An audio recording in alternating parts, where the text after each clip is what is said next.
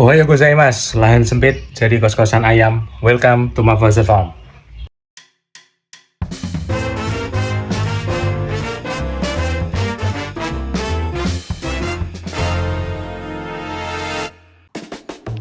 Ohayo gozaimasu, selamat pagi para petelur.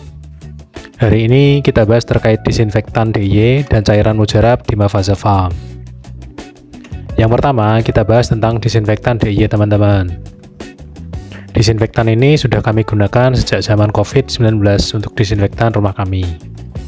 Bahan-bahannya antara lain pemutih pakaian dan cairan pembersih lantai. Takaran untuk per liter air adalah 1 tutup botol untuk masing-masing bahan. Teman-teman dapat mencampur dan memasukkan ke dalam sprayer untuk selanjutnya digunakan di kandang. Cairan ini dapat membunuh virus dan bakteri yang ada di kandang teman-teman. Langsung saja kita semprotkan cairan ini ke sela-sela kandang. Di Mavaza Farm, penyemprotan ini dilakukan seminggu sekali atau pada saat pembersihan area kandang teman-teman. Yang kedua adalah cairan mujarab pencegah penyakit untuk penghuni kos-kosan kita.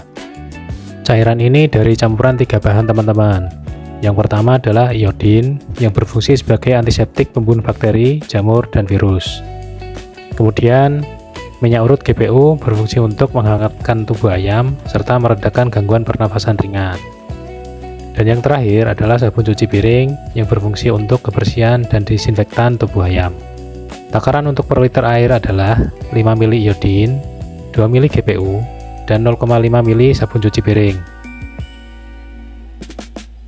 Teman-teman dapat mencampurkan dulu GPU dan sabun cuci piring dengan sedikit air dan dikocok sampai berbusa. Setelah tercampur merata, masukkan iodin ke dalam sprayer, lalu tambahkan air hingga penuh. Kemudian kita semprotkan saja cairan mujarab ini ke tubuh ayam dan dipastikan sampai kena muka ayam teman-teman. Tujuannya untuk melegakan pernafasan ayam serta sebagai disinfektan ayam itu sendiri.